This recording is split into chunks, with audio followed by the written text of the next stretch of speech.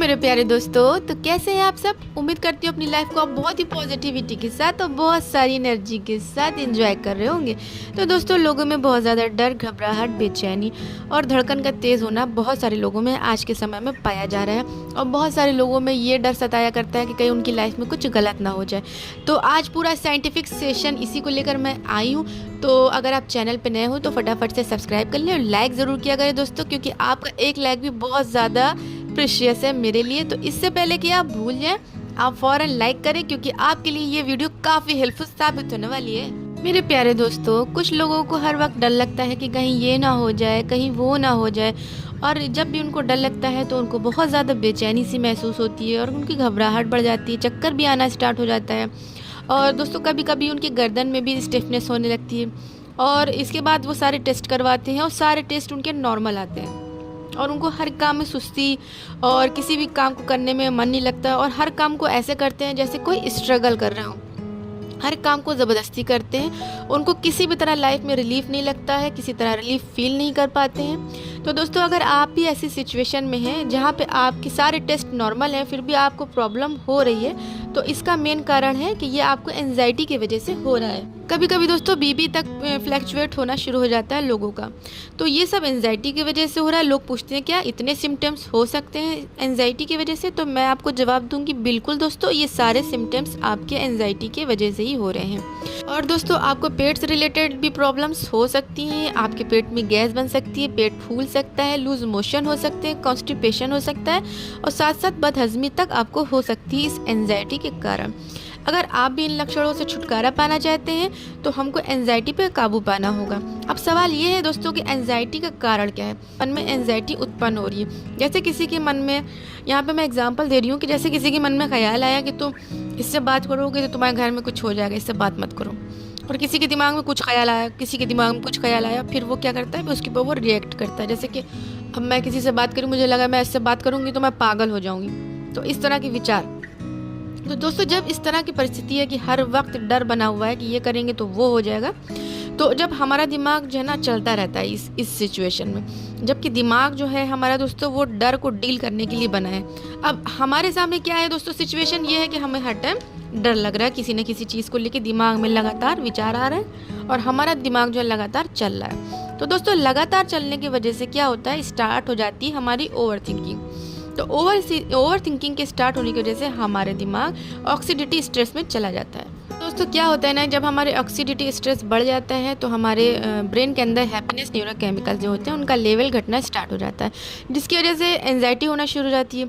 जब oxidative stress बढ़ेगा तो दोस्तों हमारे ब्रेन के अंदर हैप्पीनेस न्यूरोकेमिकल्स उनका जो लेवल होता है वो घटना शुरू हो जाता है। इसकी वजह से एंजाइटी स्टार्ट होती है और इसकी वजह से हमारा ANS सिस्टम पूरी तरीके से गड़बड़ होना शुरू हो जाता है और फिर हमारी बॉडी में अलग अलग सिम्टम्स आना शुरू हो जाते हैं। दोस्तों, सर से रिलेटेड भी आपके सिम्टम्स स्टार्ट हो सकते हैं। आपके सर में भारीपना भी हो सकता है, जकड़न भी हो सकती है, चक्कर आना भी शुरू हो सकता है, गर्दन में भी प्रॉब्लम हो सकती है, गर्दन में स्टिफनेस हो सकती है, सांस लेने में भी प्रॉब्लम हो सकती है। सांस कभी कभी हमें ऐसा लगता है हम खींच खींच कर ले रहे हैं, सांस नहीं आ रही, चेस्ट में पेन स्टार्ट हो जाता है, जिससे लगता है कि आज हमें हार्ट अटैक हो जाएगा।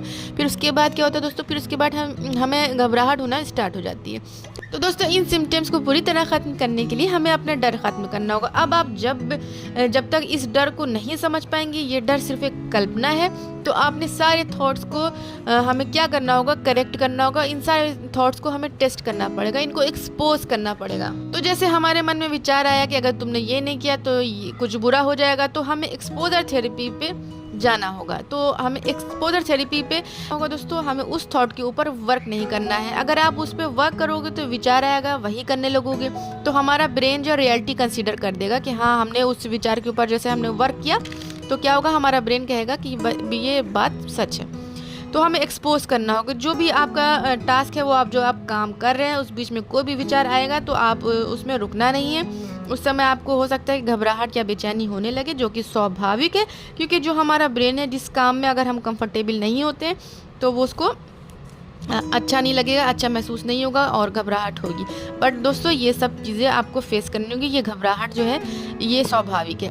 आप उस समय रिलैक्स होकर डीप ब्रीथिंग कर सकते हैं, डीप ब्रीथिंग वाली एक्सरसाइज कर सकते हैं 10-15 मिनट। नेचर को, प्रकृति को भी ध्यान से देख सकते हैं और साथ में जो थॉट आ रहे हैं उन्हें डिस्ट्रीब्यूट की भी आपको प्रैक्टिस करनी होगी। इस प्रैक्टिस के तहत दोस्तों ये सोचना है कि मेरे दिमाग में ये जो विचार आ रहा है, क्योंकि ये हमारे माइंड में एक ये पैटर्न बना हुआ, इस पैटर्न की वजह से बार बार ये विचार जो है ना, थॉट्स हैं, ये बार बार हमारे माइंड में आ रहे हैं। और साथ में दोस्तों आपको ये सोचना होगा कि जब आज तक तो इन विचारों से कुछ भी नहीं हुआ, इन थॉट्स की वजह से कभी किसी के साथ बुरा नहीं हुआ, और दुनिया तो कितने आराम से आगे कदम बढ़ा रही है, उनके जीवन में तो सब कुछ अच्छा चल रहा है, तो हमारे जीवन में ऐसा कैसे हो सकता है। हमें अपने आप को बार बार बताना पड़ेगा। जब हम अपनी थॉट को रियलिटी के बारे में बार बार बताते हैं दोस्तों, उससे डिसएसोसिएट होने लग जाती है वो थॉट, तो उससे थॉट को हम कंट्रोल कर सकते हैं इस तरह से, फिर उससे हम परेशान जो है ना कम होंगे, कि वो थॉट हमें कम परेशान कर पाएगी। तो दोस्तों आपको समझना ये होगा कि ये एक इमेजिनेशन है, तभी हम इन प्रॉब्लम को ख़त्म कर सकते हैं। अगर दोस्तों इन प्रॉब्लम्स को आपको एकदम ख़त्म करना है, जड़ से ख़त्म करना है, तो आपको इस तरह से वर्क करना होगा। तो उम्मीद करती हूँ दोस्तों आपके लिए ये वीडियो बहुत ज़्यादा हेल्पफुल साबित हुआ हो। इसी उम्मीद के साथ मैं इस वीडियो को यहीं पे ख़त्म करती हूँ। जब तक के लिए मुझे दे इजाज़त, गुड बाय।